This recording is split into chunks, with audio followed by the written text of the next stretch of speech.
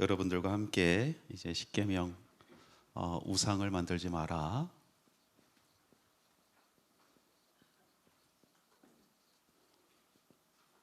제 2계명이죠. 같이 나누려고 합니다. 한 수사가 있었어요. 조용히 혼자 자기 방에서 기도를 하려고 하는데 밖에 너무나 시끄러운 거예요. 보니까 동네 아이들이 동네에서 놀지 않고 이 수사가 기도하는 그 방 바로 옆에 공터가 있는데 거기서 뛰어노는 거예요.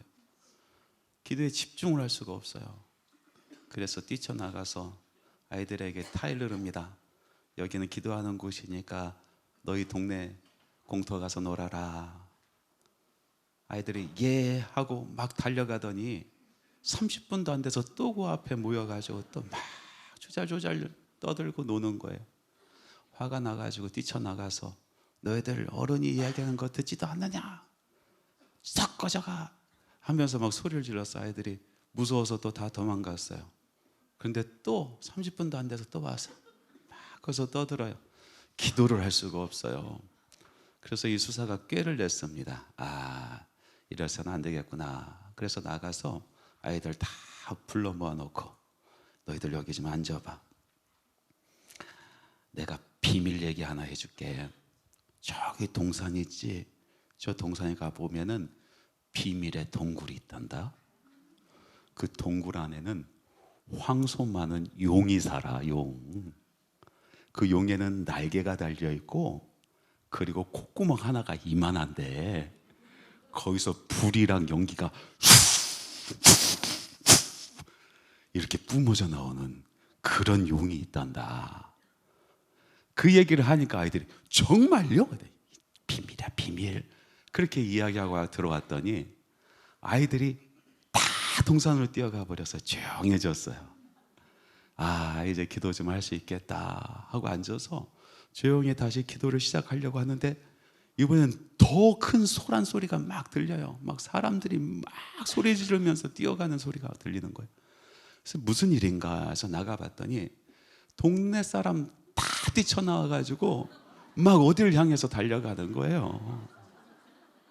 그래서 이보세요. 지금 다들 어디를 가십니까? 했더니 용이 나타났대, 용이 하면서 동네 사람들 다 쫓아가고 있어요. 이 수사가 얼마나 웃었습니까? 자기가 아이들 쫓아내려고 만들어낸 그런 이야기인데 동네 사람들이 다 용보겠다고 뛰쳐나가니까 너무나 우스워서 이제 자기 방으로 들어왔어요. 조용해졌어요. 기도하려고 눈을 딱 갔는데 기도 못하겠어. 자기도 벌떡 일어나서 막 뛰어갔죠.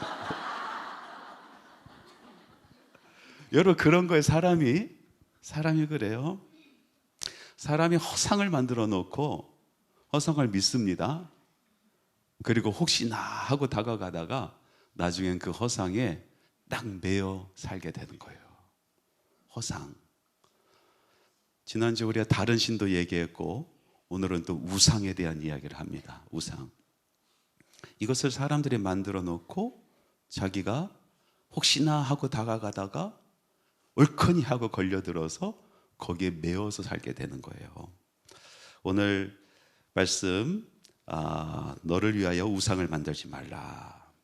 모세가 십계명을 돌판에 새긴 십계명을 가지고 내려올 때 돌판이 몇 개였어요? 예? 3개?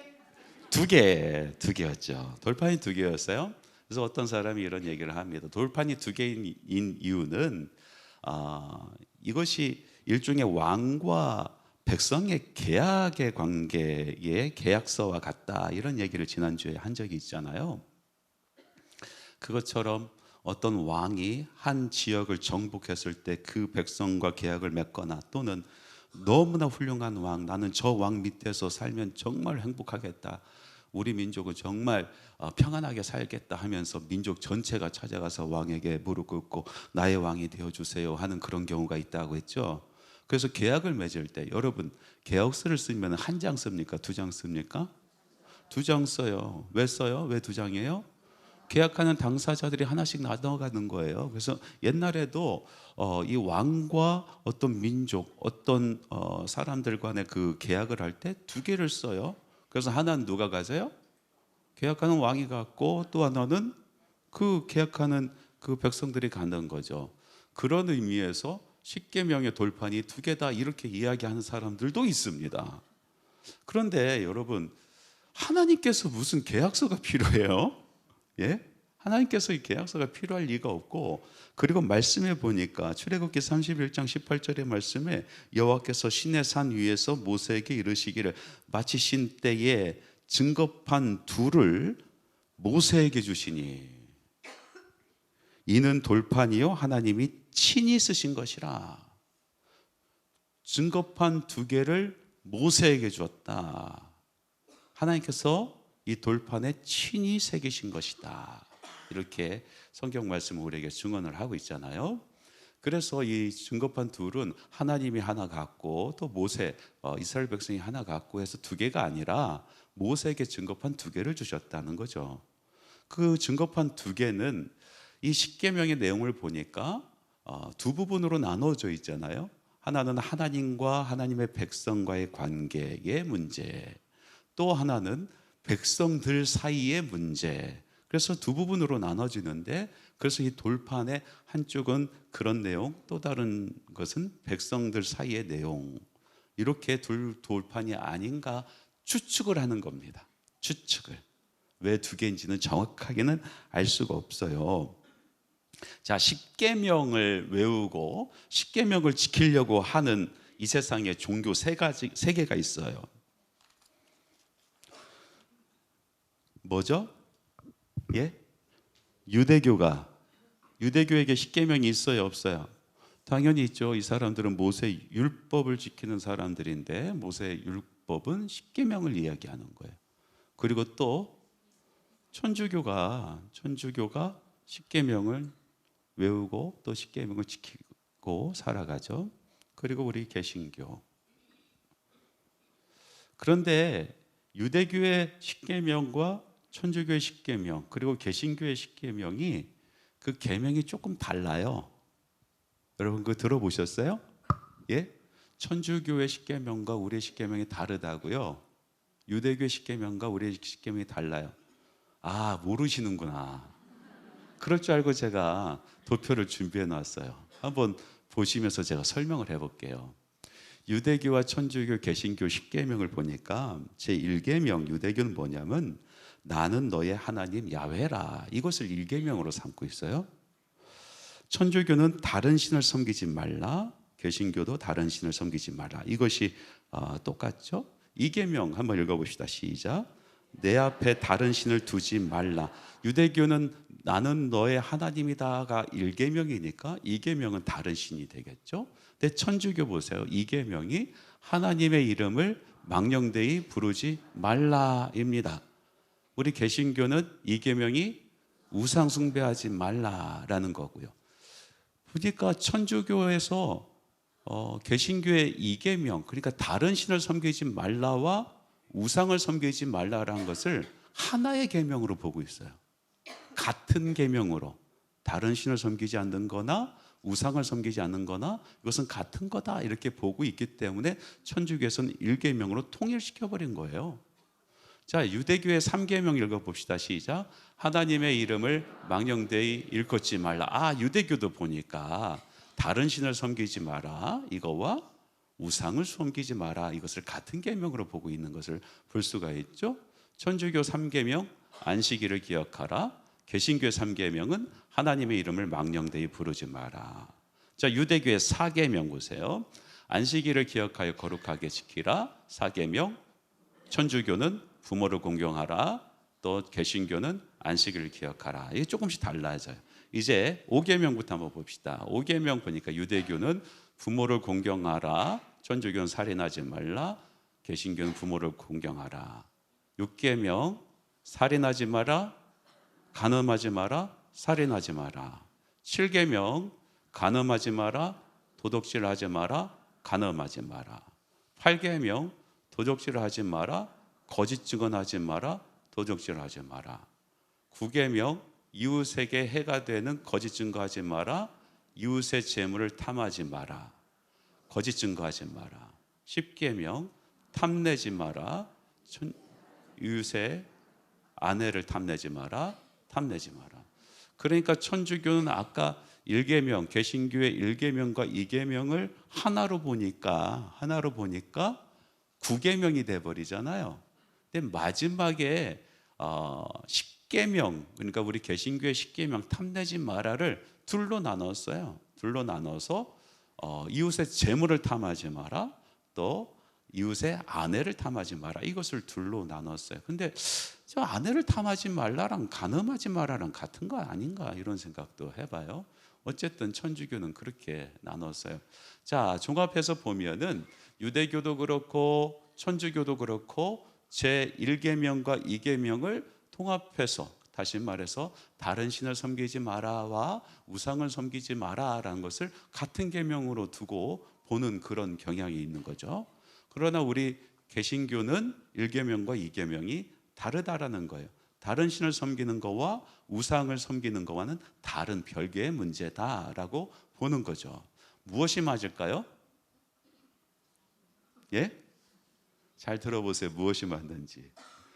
당연히 개신교의 입장이 저는 맞다라고 생각이 들어요. 보세요. 이젠 존 켈빈이 이런 얘기를 합니다. 자, 제 1계명은 하나님 외에 다른 신을 두지 마라. 하나님 외에 다른 신을 그 마음에 두지 말라라는 이야기고요. 제 2계명 우상을 섬기지 마라는 것은 하나님 외에 다른 신을 두지 마라라는 이야기가 아니라 우상을 보고 하나님을 섬기지 마라는 얘기예요. 하나님을 우상으로 만들어서 그 우상을 하나님처럼 여기지 마라라는 이야기예요. 이거 완전히 다른 얘기입니다. 그래서 1계명과 2계명 다른 신을 두지 마라와 우상을 섬기지 마라는 것은 전혀 다른 의미를 가지고 있는 것이에요. 자, 구약 성경에서 보면은 이스라엘 백성이 우상을 섬긴 경우가 세 경우가 있어요. 우상을 만들었던 경우 언제입니까? 이제 실력을 한번 보겠습니다. 예? 첫 번째, 언제 만들었어요? 누가 만들어요? 아론이 금송아지 만들었어요. 이 금송아지가 다른 신입니까? 아니면 야훼 하나님이십니까?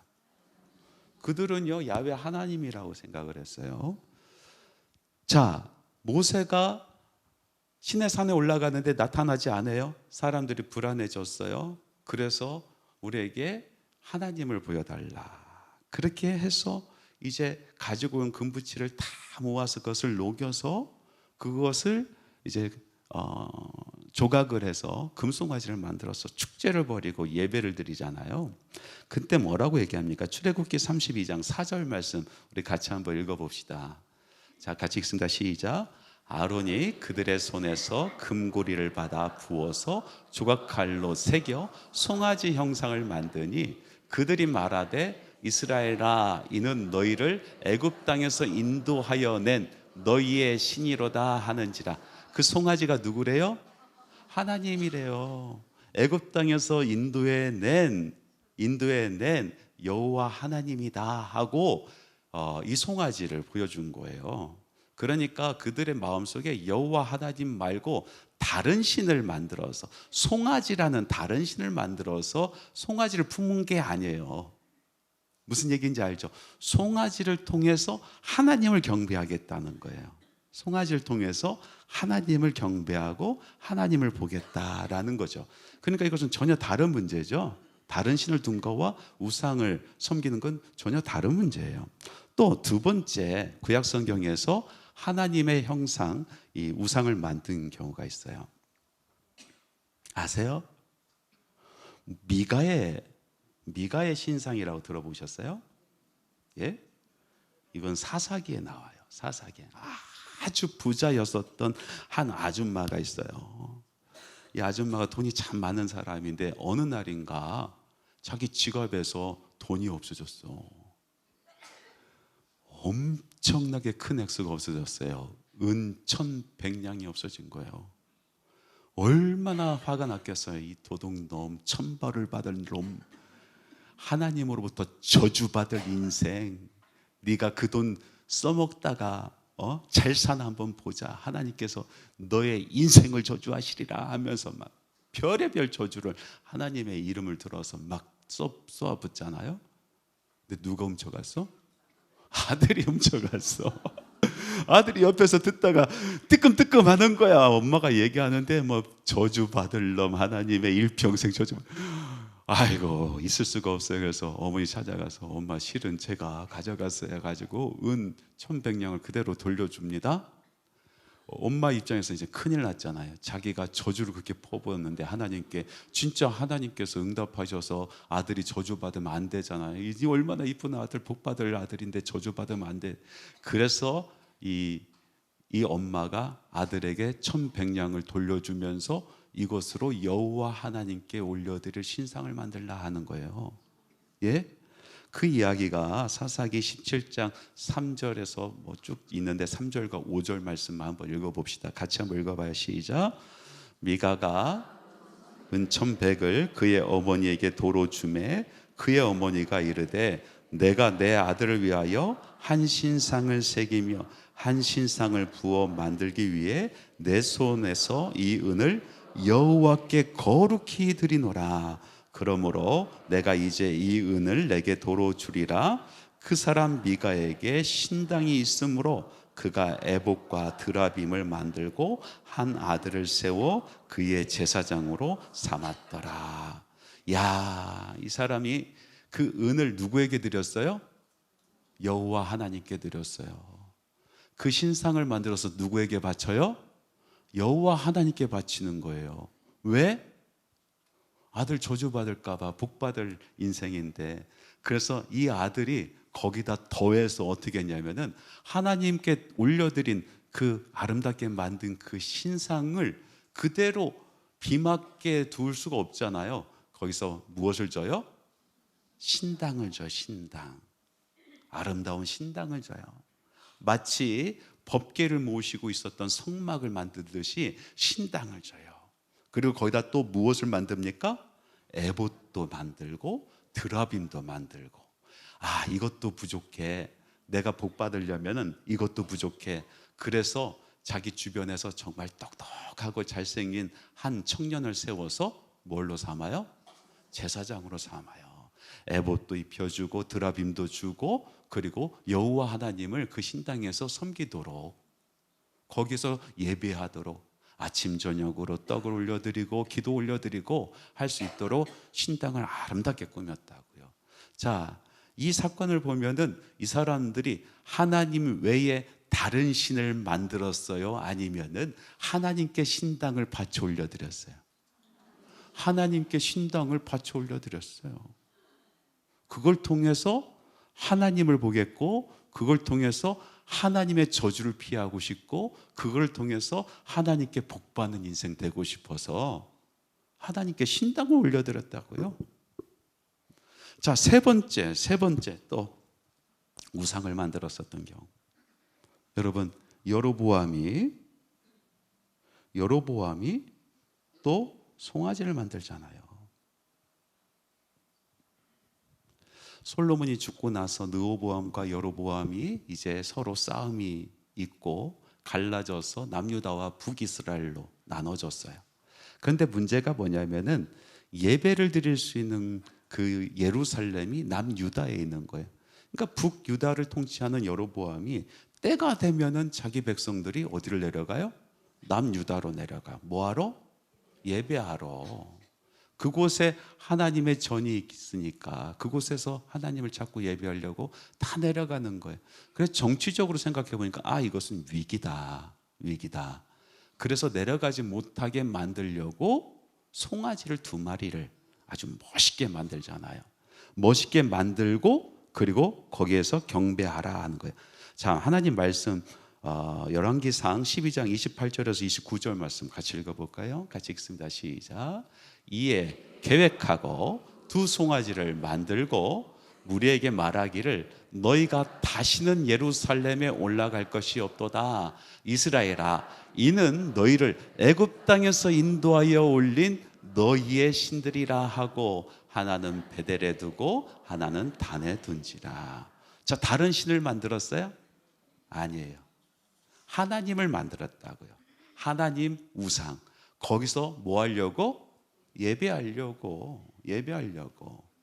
자, 여기서 이 세 가지 사건을 보니까 공통적인 것이 있어요. 세 가지 사건. 첫 번째, 누가 계획했어요? 하나님이 이 우상을 계획하셨어요? 하나님께서 모세에게 율법을 주셨을 때에 하나님은 다 계획하시고 다 설명하시잖아요. 법계를 설명해 주시고 그것을 어떻게 만들 것인가, 그리고 그것을 어떻게 운반할 것인가 다 계획하고 얘기하셨잖아요. 그거는 전혀 달라요. 사람이 계획했어요. 사람이. 그리고 두 번째, 누가 만들어요? 누가 만들었어요? 사람이 만들었어요. 세 번째, 왜 만들었어요? 예? 자기를 위해서, 나를 위해서.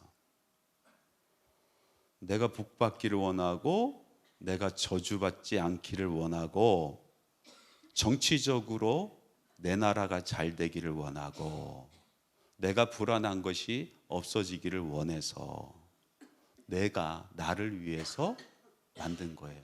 그래서 오늘 말씀해 보니까 너를 위하여 우상을 만들지 마라 라고 말씀하고 있어요. 우상은요, 자기를 위하는 거예요. 여기에는 하나님이 계세요, 없어요? 하나님이 안 계세요. 하나님이 계획하신 바도 없고 하나님께서 만드신 바도 없고 하나님의 뜻이 이곳에 있지도 않아요. 자기 뜻이 있어요. 자기 필요가 있어요. 자기의 목적이 있어요. 그렇게 해서 우상을 만들게 되는 겁니다. 자, 조금 더 구체적으로 들어가서 왜 하나님을 믿는 사람들이 우상을 만들까? 우상을 만들까? 두 가지 이유가 있어요.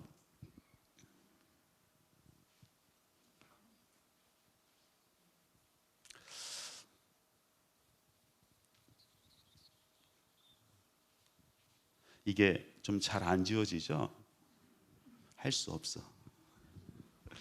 두 가지 이유인데, 첫 번째는 지역화 동기라고 불러요. 지역화 동기, localization motive, 지역화 동기. 이스라엘 백성이 출애굽하고 나서 그들의 마음속이 허전해지기 시작해요. 왜 그러냐면은 신이 보이지 않아. 애굽에 종살이 했을 때는 그나마 신이 보였어요.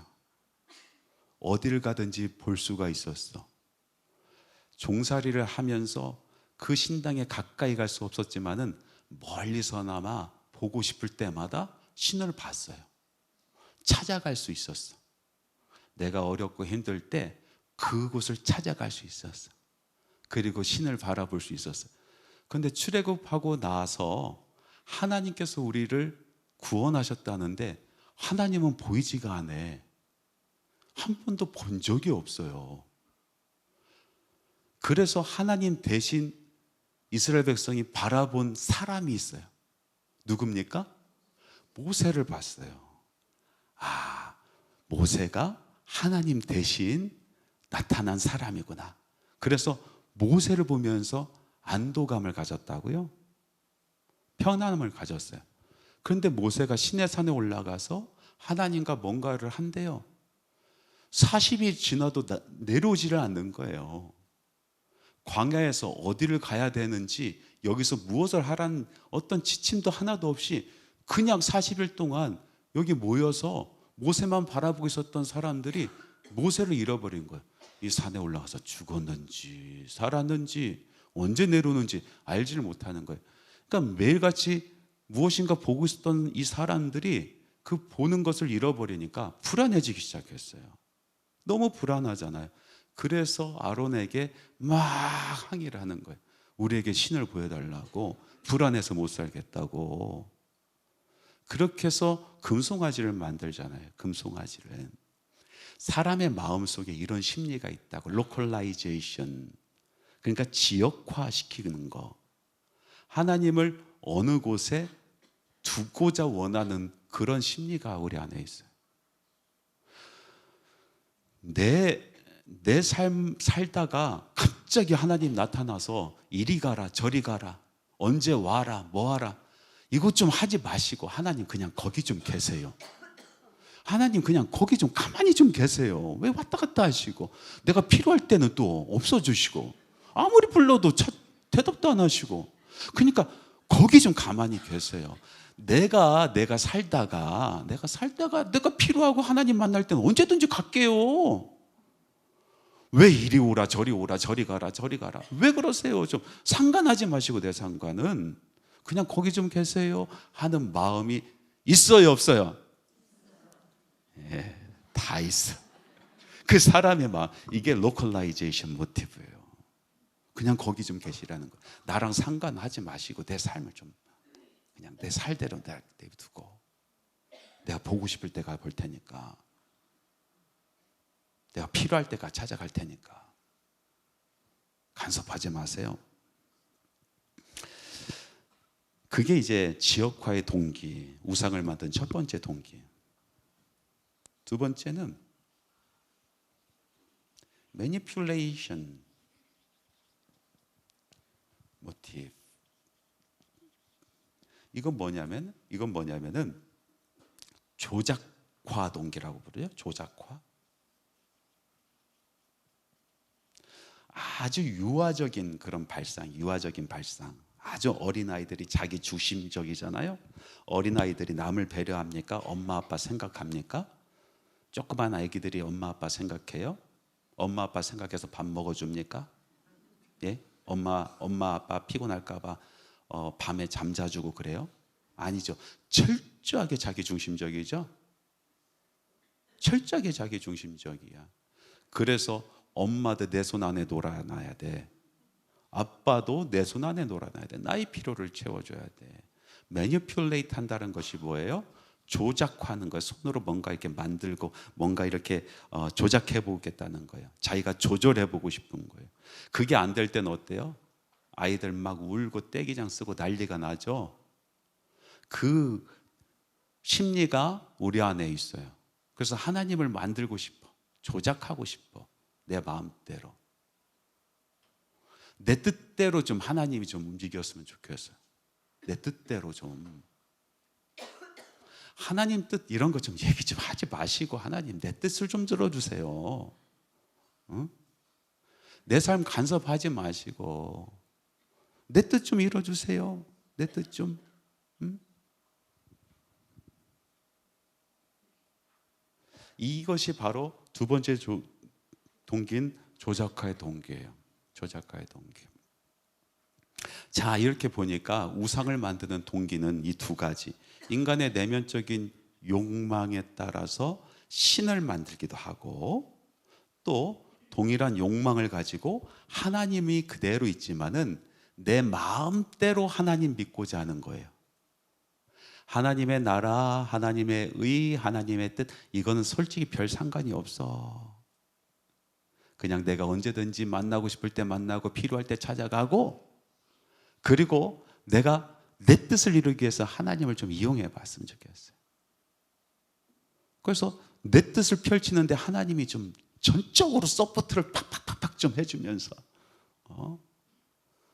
내 나라 한번 멋있게 한번 만들고 싶은데 말이야. 하나님 그 정도는 도와줘야지 하면서 하는 이것이 바로 우상 숭배한다라는 거예요. 내 삶 좀 간섭 좀 하지 마시고요.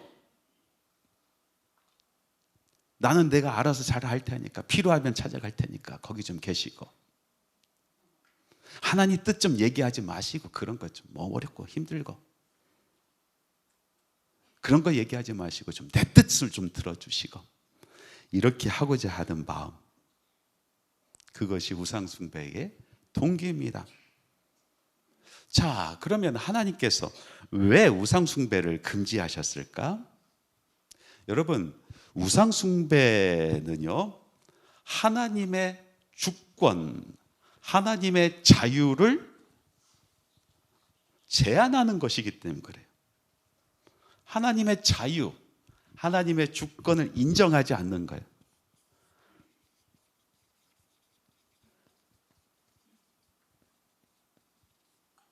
이게 인정이 안 돼.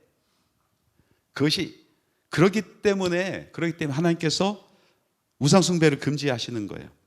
그런데 잘 생각해 보세요. 하나님께서 백성들과 언약을 맺으셨을 때 하나님의 절대적인 자유가 있으셨죠. 하나님께서 우리를 부르시고 선택하신 것도 하나님의 절대적인 자유가 있어요. 우리가 하나님을 선택한 것이 아니라 하나님께서 우리를 선택하셨어요. 우리가 하나님 나를 이끌어 주세요, 나를 인도해 주세요라고 부탁해서 하나님께서 인도해 주시는 것이 아니라 하나님께서 하나님의 계획으로, 하나님의 주권으로, 하나님의 자유로 우리를 이끌어 가신단 말이죠. 이 전후가 바뀌면은요, 신앙이 이상하게 되는 거예요. 하나님의 자유, 하나님의 주권을 박탈하지 말라라는 거, 우상숭배는 첫 번째. 왜 그걸 인정하지 않느냐? 여호수아가 요단강을 건너지 않습니까? 요단강을 건너서 하나님께 하라는 거 다 했어요. 할례도 행하고요, 그리고 유월절도 지키고, 전탄꾼도 미리 보내서 그곳 여리고성의 동태도 잘 살피고, 하나님의 명령도 받았어요. 이젠 출정하는 거예요. 이스라엘 백성이 이제 양각 나팔이 부 불고 전체가 일어나가지고 이제 출정을 하러 막 나가는 순간에 누굴 만납니까? 조 앞에서 큰 칼을 높이 치켜 들고 있는 한 사람을 만나요. 한 사람을 만나요. 그래서 여호수아가 담대히 나가서 너는 누구 편이냐? 우리 편이냐? 아니면 우리의 적의 편이냐? 그렇게 물어봅니다. 그랬더니 이 칼을 치켜 올린 장수가 나는 여호와의 군대 장관이 있느니라. 너는 이곳이 거룩하니 내 신을 벗어라.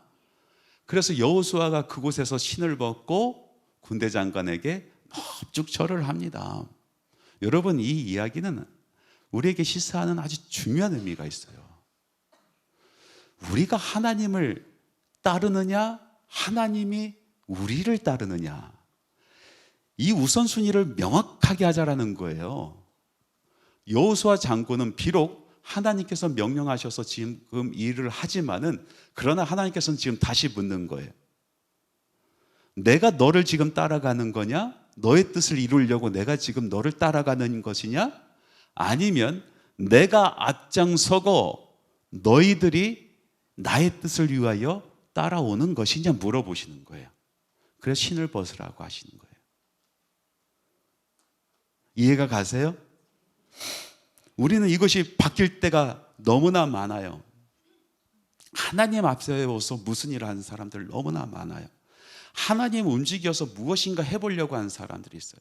여러분, 하나님 움직여서 무엇인가 해보려고 하는 이 마음 자체가 우상숭배가 되는 거예요. 하나님 움직이십니까? 하나님 뒤집어 보려고 하신 분들 많이 계세요. 하나님 뒤집어 보시려고 하는 분들, 내 뜻을 위해서 하나님 뒤집어 보려고. 야복강에서 야곱이 뒤집어집니까? 하나님이 뒤집어집니까? 예? 밤새도록 씨름했어요. 누가 뒤집어져요? 야곱이 뒤집어지죠. 야곱이 뒤집어지니 역사가 일어나는 거예요. 야곱이 이스라엘 되는 거예요. 그의 인생은 완전히 다른 인생이 되는 거예요. 그 전까지는 야곱은 하나님 앞장섰단 말이죠. 하나님의 뜻도 알고 있었어요. 내가 그런데 그걸 다 하려고 했단 말이에요. 하는 일마다 안 돼. 모든 게 꼬여. 자기에게 많은 목적을 이룬 결과물이 있는데 그것이 자기에게 평안을 주지가 않아. 그때 이제 하나님 붙들고 씨름하면서 결국은 야곱이 뒤집어지잖아요. 뒤집어지면서 어떻게 해요? 이제 하나님 먼저인 거예요. 하나님 가시는 길 내가 따라가는 거예요. 하나님의 절대적인 주권, 하나님의 그 자유를 인정해 드리는 거예요. 이때부터 진짜 신앙생활이 되는 거예요. 진짜 신앙생활. 여러분, 지금 어느 신앙생활을 하고 있는지 한번 잘 생각해 보세요. 정말로 하나님이 내 삶의 주인 되시고 앞장서 계시는가? 내가 하나님을 매니플레이트하고 또 하나님을 어느 곳에 가두려고 하고 내 필요에 따라서 찾아가고 어려울 때만 하나님 부르고 하나님의 뜻과는 상관없이 살다가 그 신앙의 단계는 유아적 단계라는 거예요. 유아적 단계. 우상숭배의 신앙과 아주 똑같은 거예요. 두 번째로 하나님께서 왜 우상숭배하지 마라 하는 거냐면은 이 세상의 피조물 그 어떤 것을 갖다 둬도 하나님의 아름다움, 하나님의 영광을 대체할 수 있는 것이 있어요, 없어요? 하나도 없어요. 하나도 없어요. 제가 AI에게 물어봤어요. AI 왈, 이 세상에서 가장 아름답고 가치 있는 것이 무엇입니까? 그랬더니 AI가 대답을 해줬어요. 뭐라고 대답해 주셨냐면은 다이아몬드라고요. 크기와 색깔에 따라서 가격 차이는 있지만은 이 세상에서 가장 가치 있고 아름다운 것은 핑크 다이아몬드, 블루 다이아몬드다. 이렇게 대답을 해줬어요. 다이아가 핑크가 있어 근데? 전 처음 들었어요. 블루 다이아몬드. 남자들이 참 멍청해. 여자들이 원하는 것이 뭐 큰 거 원하는 거 아니잖아요. 그냥 조그만 거 다이아, 조그만 거 그냥 핑크색으로 다이아 이런 거.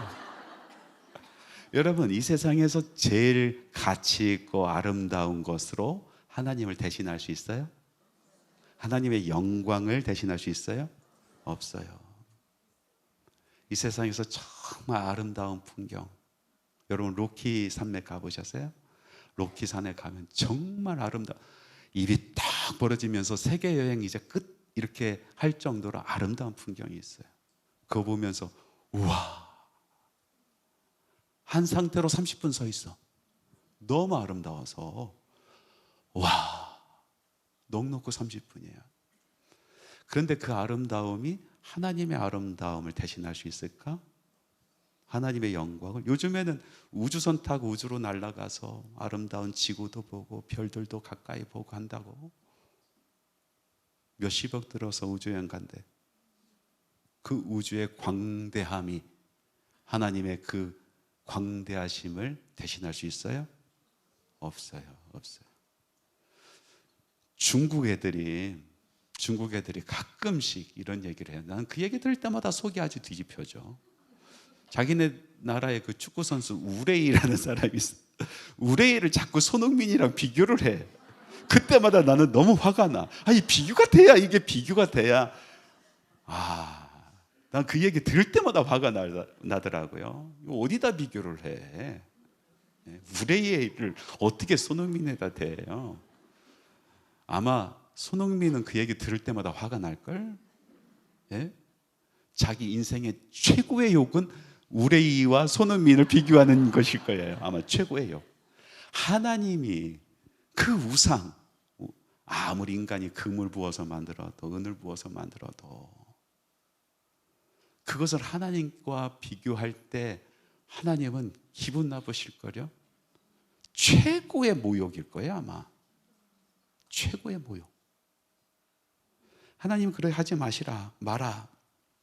세 번째, 하나님은 질투하시는 하나님.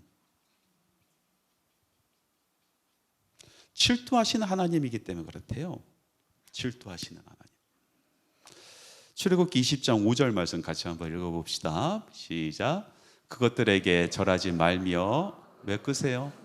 섬기지 말라. 나 내 하나님 여호와는 질투하는 하나님인즉 나를 미워하는 자의 죄를 갚되 아버지로부터 아들에게로 3, 4대까지 이르게 하거니와.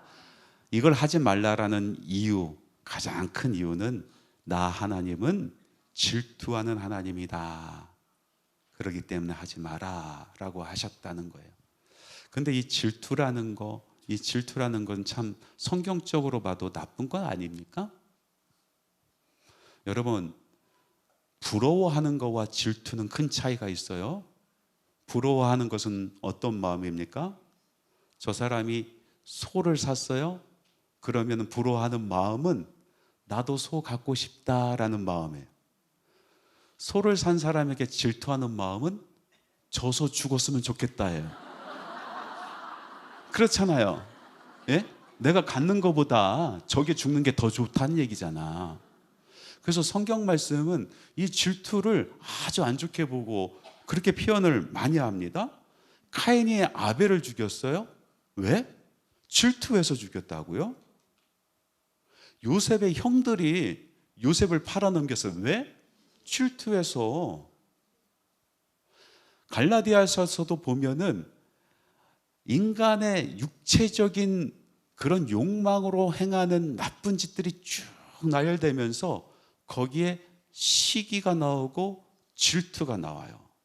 그래서 일반적인 상식으로도 질투라는 것은 나쁜 것으로 우리가 여겨지고, 그리고 성경적인 말씀을 보았을 때도 질투라는 것은 나쁜 것인데, 하나님께서 당신이 우리에게 이거 하지 말라 하는 근본적인 이유를 나는 질투하는 하나님이기 때문에 그렇다라고 말씀하셨어요. 이 말씀은 참 이해가 가지 않는 말씀이지만, 그러나 몇 번 고집어 보면은 이것이 은혜구나라는 것을 깨달을 수가 있어요.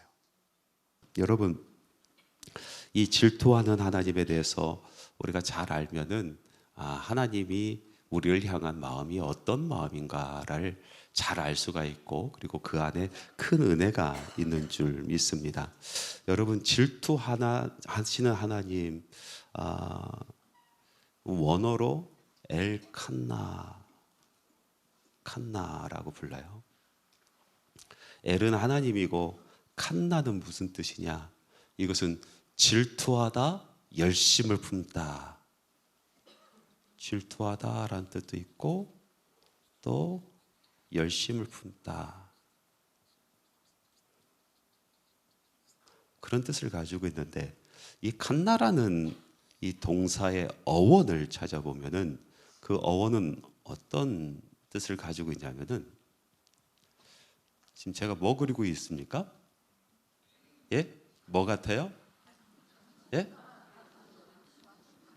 예?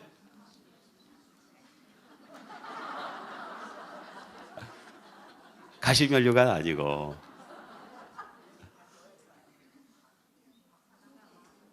예?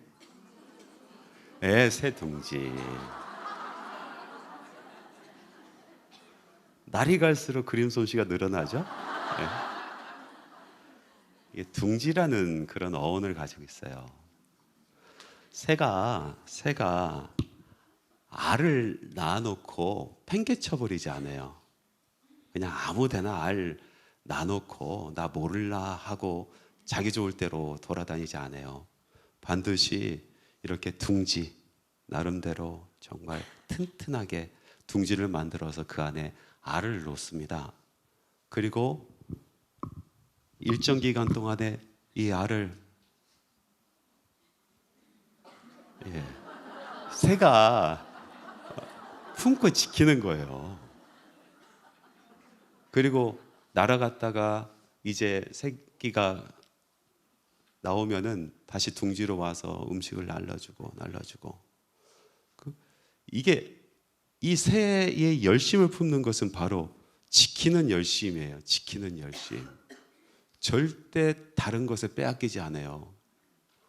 혹시 이 둥지까지 뱀이 올라와서 자기 새끼 잡아먹으려고 하면은 새는 목숨 걸고 싸웁니다. 목숨 걸고 싸워요. 그래서 결코 다른 것에 자기의 새끼를 빼앗기지 않아요. 여기서 이야기하는 열심을 품다는 건 빼앗기지 않고 지키는 그런 열심을 이야기하는 거고, 질투하는 것도 절대 다른 것에 빼앗기지 않아. 내 거야, 이건 내 거. 내 결코 놓지 않으리라. 내가 결코 빼앗기지 아니하리라.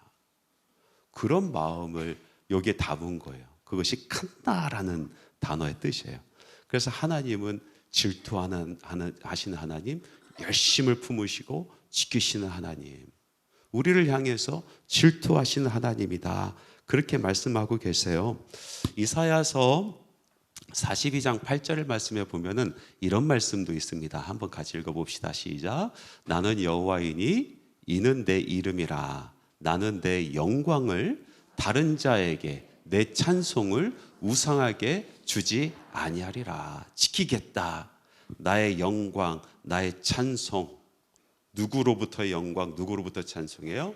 하나님의 자녀로부터 올라오는 그 영광과 하나님의 자녀들이 하나님을 향해서 부르는 그 찬송을 내가 결단코 다른 것에 빼앗기지 아니하리라 라고 선포하셨어요. 하나님은 질투하시는 하나님이세요. 철저히 지키시는 분이에요. 절대로 포기를 모르시는 분이세요. 그래서 성경 말씀에 보면은 하나님과 하나님의 백성의 관계를 아버지와 자녀의 관계로 그렇게 표현을 하지 않습니까? 여러분, 여러분의 자녀를 다른 사람에게 절대로 빼앗기지 않기를 원하죠? 예? 누구 자녀 뭐 빼앗기기를 원해요? 예? 지키기를 원하죠. 내 자식들 그냥 애기 나놓고 나물라 하는 엄마 아빠 거의 없어요. 지키기를 원하지. 조그만 방이라도 마련해서 아이를 지키기를 원해요. 철저하게 질투하면서. 여러분의 자녀가 너무나 효심이 좋아. 엄마 보면은 어머니 기침하셨습니까? 밤새 안녕하셨어요 하고 자기가 할 일 정말 잘해서 아침부터 가방을 탁탁 싸고 그리고 아침밥도 자기가 탁탁 차려서 먹고 엄마한테 너무 잘해. 효심이 정말 지극해. 그런데 배고프면 옆집 아줌마한테 밥 달라고 해. 그럼 여러분 좋겠어요? 그 옆집 가서 밥 얻어 먹고 와가지고 엄마한테는 잘하고 그 좋겠냐고. 그거 줄 엄마 하나도 없을걸요? 나한테 좀 못해도 좀 막대하는 것 같고 그래도 배고프면 엄마 밥 줘 하는 그 새끼가 이쁘다. 예? 엄마 밥 줘 하고 달려오는 그 새끼가 내 새끼지. 안 그래요? 힘들 때마다 다른 옆집 아줌마 찾아가는 새끼가 내 새끼입니까? 절대 그거는 아니에요. 질투나요, 질투. 만약에 그런 아이가 있다란 나한테 아무리 잘하더라도 나한테 너무 잘하더라도 나를 향해서 요구하고 또 나를 좋아하고 내 엄마 그렇게 나를 불러주는 그 새끼가 내 새끼지. 예? 만약에 그렇게 하면 질투날걸요. 옆집 아줌마한테 찾아가면 질투나죠. 질투나지.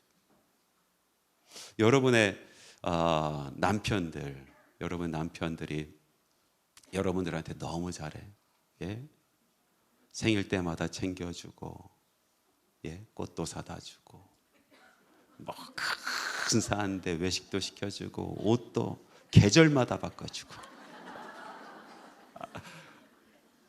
그런데 이 남자가 나한테 너무 잘하는데, 그런데 지 외로울 때는 옛날만 하던 영순이 찾아가서 위로받고 와. 지 힘들 때는 나한테 기대지 않고 옛날만 하던 그 순자 찾아가가지고 마음에 위로받고 와. 여러분 질투 나야 안 나요? 이건 질투. 그럴 수 없는 거야. 나만 바라봤으면 좋겠어. 나한테 조금 못해도 나를 사랑했으면 좋겠고 나는 그 사랑을 지키고 싶잖아요. 지키고 싶고. 하나님께서 우리를 향한 그 마음은 그렇단 말이죠. 우리가 조금 부족하고 어리석어 보이고 실수하고 맨날 징징거리면서 이거 해달라 저거 해달라 하더라도 그래도 하나님께서는 우리가 하나님을 향해 바라보면서 하는 그 기도들, 그 찬양들, 그 영광들 결코 빼앗기고 싶지 않다는 거예요. 지키고 싶다는 거예요. 그래서 나는 질투하겠다는 겁니다. 나를 향해서 질투하신 하나님, 이건 너무나 큰 은혜예요. 내가 뭐간데 내가 하나님한테 뭐 잘한 것이 있다고. 하나님께서 나만 보시기를 원하시고 또 나를 끝까지 지키시기를 원하시고 내 마음이 다른 곳에 가는 것을 힘들어하시고 질투하신다는 것은 너무나 큰 은혜죠. 그래서 싫다고 말하세요. 여러분, 하나님께서 하나님의 자녀들, 하나님의 백성들에 대한 이 마음이 질투하는 하나님의 마음이라면은 우리는 하나님에 대한 그 마음은 어떤 마음이어야 될까요? 예수님께서 말씀하셨는데, 예? 침노하는 마음이에요. 침노하는 마음. 여러분, 예수님께서 말씀하셨잖아요. 천국은 누구 거라고? 침노하는 자. invade. 침범하는 자. 막 쳐들어가는 자. 빼앗으려고 쳐들어가는 자. 이것이 질투하는 하나님은 하나님이 우리를 향한 마음이라면은 우리는 하나님에 대해서 침노하는 마음이 있어야 돼요. 다른 거 필요 없어. 지금 내 삶 가운데 다른 거 필요 없어. 저거 하나밖에 없어. 다른 사람이 가져가기 전에 내가 빨리 갔으면 좋겠어요. 누가 알기 전에 빨리 달려가서 나의 모든 것을 팔아 그걸 샀으면 좋겠다고. 이것이 자녀들이 하나님에 대한 아주 귀한 마음을 침노하는 마음. 영적인 것을 사모할 때 침노하는 마음이 있어야 돼요. 여러분, 말씀을 사모할 때 침노하는 마음이 있어야 돼요. 기도의 자리 사모할 때 그 기도의 자리가 침노하는 마음으로 달려올 줄 알아야 돼요. 저는 다른 것의 욕심보다도 영적인 것의 욕심이 참 많아요. 저는 그건 거룩한 욕심이다라고 보여져요. 저는 영적인 것이 너무나 사모돼요. 하나님의 말씀을 더 알았으면 좋겠고, 더 깨달았으면 좋겠고, 기도 자리에서 하나님의 은혜를 더 받았으면, 나는 여러분보다 훨씬 더 많이 받았으면 좋겠어. 내가 정말로 다른 사람보다, 다른 어떤 목사보다 훨씬 더 많이 사랑받았으면 좋겠고. 왜 그런지 아세요? 그 자리, 내가 침노하는 그 영적인 자리 안에 생명이 있기 때문에 그래요. 우리 영혼이 살고 우리 삶이, 우리 육신이 사는 생명이 거기 있어요. 그렇게 해서 생기가 넘치고 생명력이 넘치는 그런 사람이 돼야 여러분, 다른 사람과도 정말 생기 있고 생명력 있는 그런 삶을 살아갈 수가 있는 거예요. 다른 것에 침노하지 마세요. 어디 뭐 세일한다고 아침부터 줄 서지 마세요. 뭐 하는 짓이 그게? 예? 왜 거기에 침노하십니까? 예? 이 자리, 은혜 받는 자리, 하나님의 사랑이 있는 자리, 하나님의 응답이 있는 자리, 폭포수처럼 부어지는 복이 있는 그 자리를 사모하세요. 그게 지혜로운 사람이에요. 하나님께서 우리를 질투하시고 우리는 하나님의 나라를 침노하는 겁니다. 침노하는 거. 자, 이제 이해가 가시죠? 자, 그러면은 오늘날 우상 숭배는 무엇일까? 우리가 지금까지 우상 숭배하면 생각한 것이 어떠한 상을 만들고 거기에 막 빌거나 또 자기 몸속에 무엇인가 지니고 다니다는 거든가 뭐 그런 것만 생각을 했는데, 오늘날 그렇게 하는 사람들은 뭐 물론 있겠지만 그렇다지 많지는 않잖아요. 여러분들 가정에 뭐 부처상이 있습니까? 그런 거 없잖아요. 예? 천주교처럼 어떤 상을 만들어 놓고 거기에 앉아서 우리가 기도하고 그러지는 않잖아요. 예. 그러지는 않는데 우리가 우상 숭배하지 마라라고 하신 말씀을 통해서 다시 한번 이 의미를 보니까 이것은 비단 상을 만드는 문제뿐만 아니라 우리 마음속에 내가 필요해서 내가 만든 나만의 하나님을 만들어서 그 하나님이 전부인 것처럼 믿는 거, 이것이 우상 숭배다라고 우리가 배웠어요. 그죠? 하나님을 믿깁니다. 하나님의 이름을 부르고 하나님을 찬양하고 모든 신앙생활에 흐트러짐이 없어. 그런데 내 마음속에 하나님은 이런 하나님이야 라고 내가 필요한 하나님을 내가 스스로 만들어서 그 하나님을 통해서 모든 것을 보려고 하고 모든 것을 해석하려고 하고 모든 판단의 근거가 되게 하려고 하는 그것을 하나님께서는 애초부터 그런 마음 자체 먹지 마라 라고 말씀하신 거거든요. 그 우상숭배의 의미가 거기 있어요. 자, 그러면은 오늘날 우리가 어떤 상을 두고 그렇게 하나님을 찾지는 않지만은 그러나 여전히 우리 안에 우상숭배 이런 마음들이 있어요. 한동안 우리 한국 교회 또 세계 교회에 그 상황화 신앙 이것이 유행한 적이 있어요. 자기 상황에 그 상황에 맞는 복음의 메시지가 있다 하면서 그 상황에 맞는 하나님의 모습을 그려내기 시작하는 상황화 신학들이 있었어요. 대표적인 것이 뭐 해방신학도 있었잖아요. 옛날에 해방신학. 우리나라 민중신학이 있었어요. 이런 신학들 상황화 신학이에요. 가난한 자들과 함께하는 하나님. 그러니까 이 사람들의 하나님은 가난한 자들과 함께하는 하나님, 가난한 자들의 편을 들어주시는 하나님이야. 그 신학, 자기가 만나고 싶고 자기가 갖고 싶은 그 하나님의 그 모습을 그려놓고 모든 성경 말씀을 여기에 담아져서 해석을 했어요. 해석이 된다니까요. 돼요.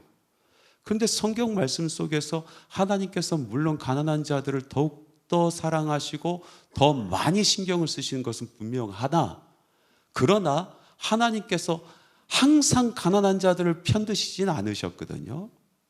하나님의 명확한 말씀의 원칙과 기준이 있어서 부유한 사람이든 가난한 사람이든 하나님께서 공의롭게 공평하게 대해 주셨단 말이죠. 그러니까 이것은 물론 그 시대의 상황 속에서 하나님이 가난한 사람들에게 더 편을 들어줬으면 좋겠다라는 열망이 있는 것은 인정하나, 그러나 그거 안에 하나님을 가두어서 하나님은 그런 하나님이다, 그렇게 보지 아니하는 하나님에 대한 믿음은 다 거짓된 것이다 라고 판단하기 시작하면은 이것은 우상숭배에 빠지는 거예요. 하나님은 그런 분이 아니세요. 공평하신 하나님이세요. 가난한 자도 부유한 자도 하나님 앞에 겸손히 나갈 수 있고, 가난하면 가난한 대로 하나님께 쓰임 받을 수 있고, 부유하면 부유한 대로 하나님께서 쓰임 받을 수 있는, 그것이 성경이 말하는 하나님의 모습이잖아요. 한쪽으로만 볼 수 없단 말이죠. 왜 그것을 하나님을 가둬놓고 그 안에 모든 하나님의 그 섭리와 모든 하나님의 의미를 다 담으려고 합니다. 또 우리들에게 나타난 이상한 신학이 하나 있어요. 그 신학이 뭐냐면 번영신학이라. 번영신학. Prosperity Theology. 하나님을 잘 믿으면은 축복받고 물질적인 축복, 이 땅에서 복을 받는다. 이게 번영신학의 핵심이에요. 그렇게 되기를 원하는 거지, 하나님 잘 믿었으면은 제발 좀 물질적인 복도 좀 받고 내 삶이 좀 번영되고 풍성해지고 풍요로워지기를 사모하죠. 그 마음으로 하나님을 만든 거지. 그래서 하나님께서는 나를 잘 따르고 나를 잘 믿는 사람, 그 사람들에게 복을 준다라고 그렇게 믿는 거예요. 그런데 그렇지 않잖아요. 성경 말씀에서 하나님 잘 믿어서 개털된 사람들이 얼마나 많아요. 예? 삭개오 얘기 보세요. 삭개 예수 만나서 그 인생 개털됐어. 다 줬어. 그렇지 않습니까? 하나님께서 왜 나 잘 믿으면 물질적 축복만 주십니까? 어떤 사람은요, 물질적 축복 받으면 그 인생 망해. 제 주변에도 그런 분이 있어요. 저분은 오히려 물질적 축복이 저주였다라고 생각될 정도로 철저하게 망한 사람이 있어요. 그런 사람을 정말 하나님께서 사랑하셨다면 물질의 그 통로를 막으시는 게 맞지. 응? 그게 맞지.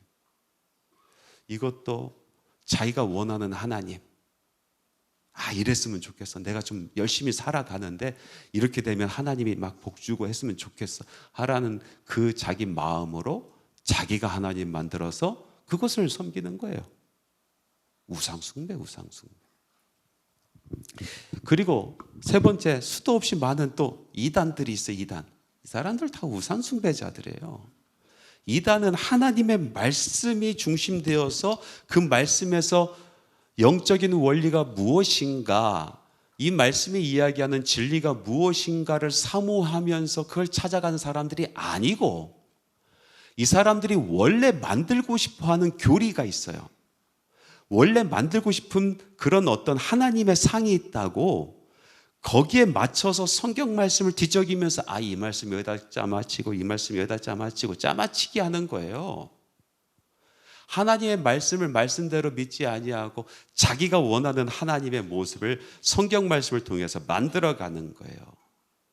어떤 사람은 자기가 보혜사가 되고 싶고 예수가 되고 싶은데 성경 말씀에는 최봉규가 보혜사다 예수다라는 말씀이 없거든.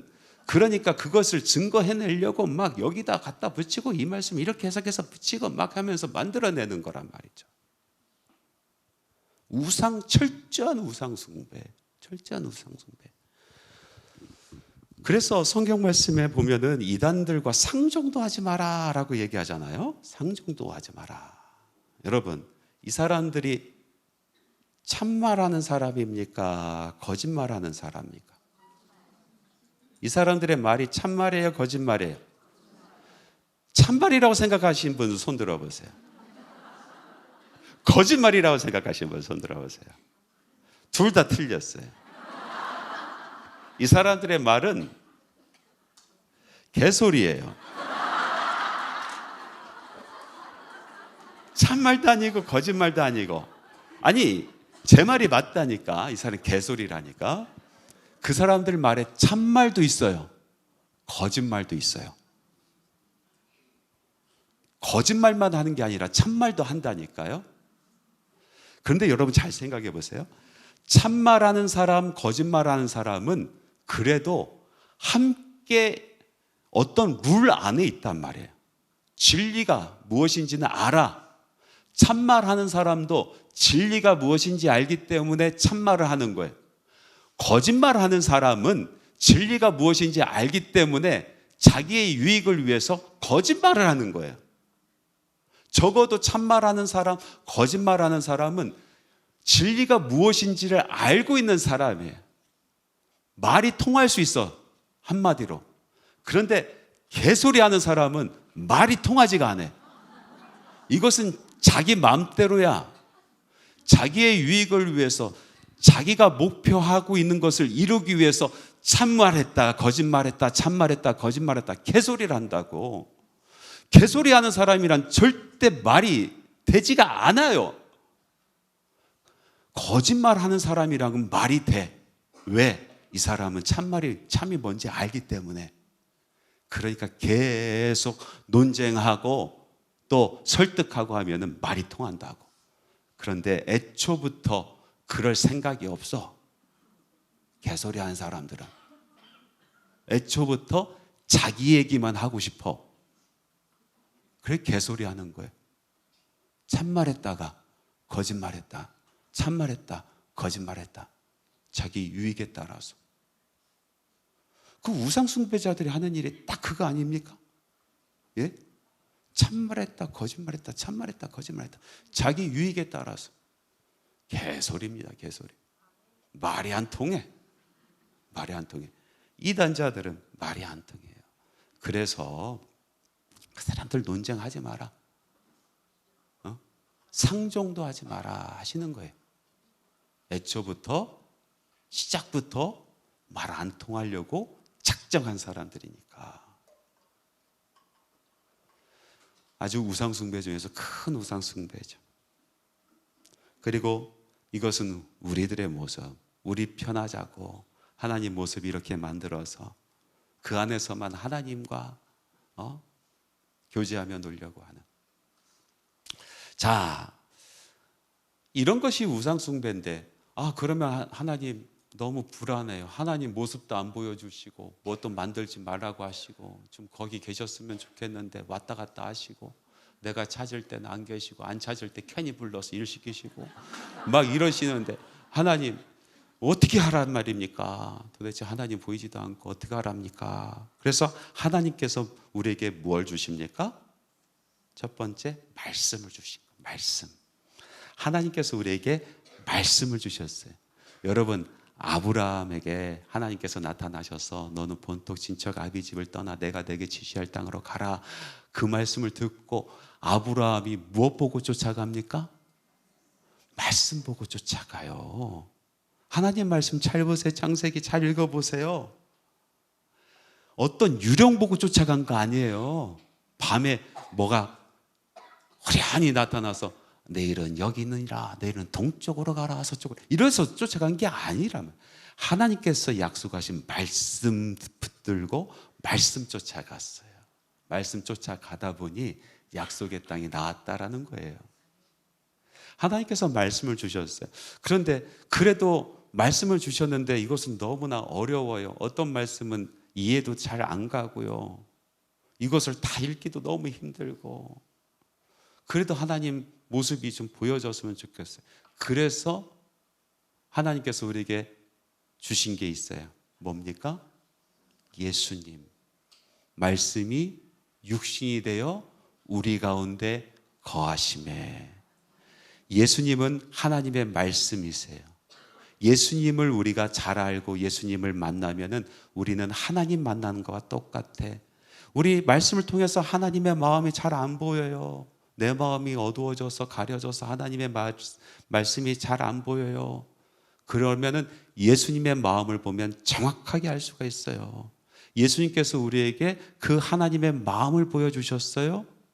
그리고 어떻게 말씀 따라 살아가는지를 보여주셨고, 그 말씀 따라 살아가면 어떤 권능이 있는지도 보여주셨어요.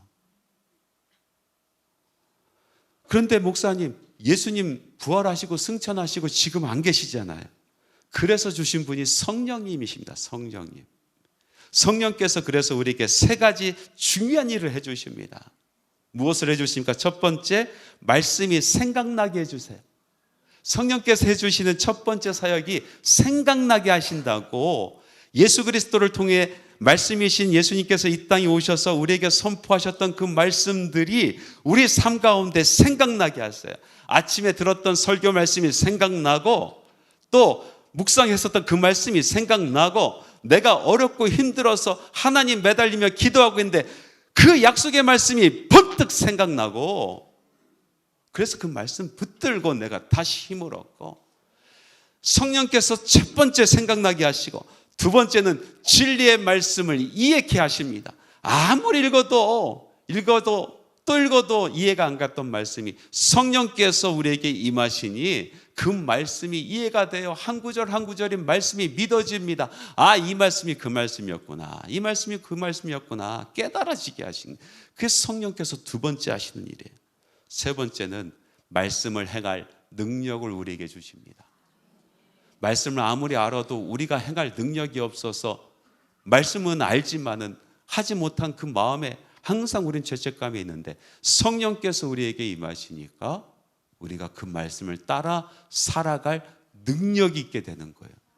그래서 여러분, 예수를 잘 믿게 되면은 1년, 2년, 3년, 4년, 5년, 6년 지나게 되면은요, 여러분, 말씀대로 사는 것이 훨씬 쉽습니다.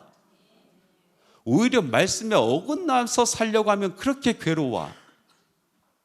말씀이 분명히 그랬는데 내가 그것을 모른 채 하고 다른 일을 했을 때, 옛날에는 그러려니 인생은 다 그렇고 사람은 다 그렇지 하고 했는데 너무나 괴로워. 밤에 잠이 안 와. 나중에는 말씀대로 살아가는 것이 자연스럽습니다. 그것이 성령께서 우리를 인도하시는 증거예요. 죄 지으려고 해도 안 지어줘요. 지옥 가고 싶어서 환장할 짓을 하려고 해도 안 돼. 예수 만나고 성령 받은 사람, 예수 만나고 성령 받은 사람, 이 사람들은 지옥 가기 글렀어. 예? 지옥 가기 글렀어요. 우상 대신 하나님께서 말씀을 주셨고, 우리에게 예수 그리스도를 주셨고, 그리고 지금 성령을 주셔서 그 성령이 우리를 인도하게 하는 겁니다. 여러분, 애움길이라고 들어보셨어요? 애움길? 모르세요? 제가 알려드릴게요. 이 애움길은 지름길의 반대말이에요. 지름길의 반대말. 빙 돌아가는 거, 빙 돌아가는 거. 그래서 사람이 말할 때 직설적으로 말하는 사람이 있고 애둘러 말하는 사람이 있어요. 빙 돌려 말하는 사람이 있어요. 여러분, 지름길을 가는 사람은요, 목표를 두고 막 그 길만 가요. 그래서 그 길이 완성되었을 때 목표만 가질 수가 있어요. 그런데 애움길 가는 사람들은요, 애움길 길 자체가 목표야, 인생에. 그 걸어가는 자체가. 애움길을 통해서 사람들의 생각이 넓어져요. 마음이 넓어져요. 그 안에 인사이트가 있고 깨달음이 있어요. 여러분, 우리 인생 살아가는데 지름길도 있고 애움길도 있어요. 지름길만 달려왔었던 사람들 참 볼품없게 늙어가요. 자기가 목표했었던 거 분명히 가졌긴 했지만은, 그러나 인생에 깊이가 없어, 생각에 깊이가 없어, 마음에 넓이가 없어요. 그런데 어떤 인생은 참 애움길 돌아 가는 사람들이 있어요. 아름답게 늙어요. 그 사람이랑 말 한마디 한마디가 참 정감이 있어. 무엇인가 아는 사람이에요. 여러분, 우리가 하나님을 알 때도 지름길이 있고 애움길이 있어요. 우상 숭배는요, 지름길 가겠다는 거예요. 내가 빨리 차지하겠다는 거예요. 하나님 차지하겠다는 거. 근데 하나님께서는 거부하십니다. 돌아와. 애움길로 돌아와. 우상 숭배하지 말고 말씀 따라 한번 걸어가 봐. 이리 가고 저리 가고, 아브라함이 이리저리 가다가 갔던 것처럼 한번 따라가 봐. 예수 따라 한번 애움길 가봐. 이 길도 가보고 저 길도 가보고, 성령 따라 애움길 가봐. 이 길도 가보고 저 길도 가보고. 그러다 보면 너의 생각이 넓어지고 마음이 넓어지고 믿음이 깊어지고,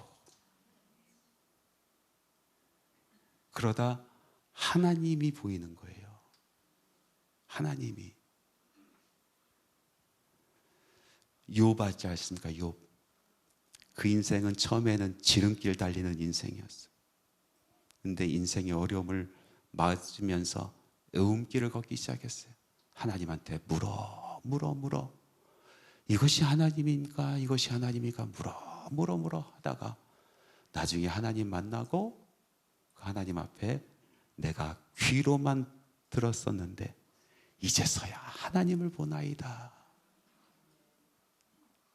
여러분, 하나님께서 우상 숭배하지 마라 하신 말씀은 우리에게 은혜요 복입니다. 하나님을 더 깊이 알 수 있는 기회인 거예요. 자, 기도하겠습니다. 참 좋으신 하나님 아버지, 감사합니다. 주신 말씀을 잘 기억하게 하시고 생각나게 하시고, 말씀 따라 예수 따라 성령 따라 걸어가는 이 길 가운데 기쁨 있게 하시고 찬양 있게 하시고 감사가 넘치게 하여 주시고, 하나님을 깊이 아는, 하나님을 아는 지식이 풍성케 하여 주시옵소서. 예수님의 이름으로 기도합니다. 아멘.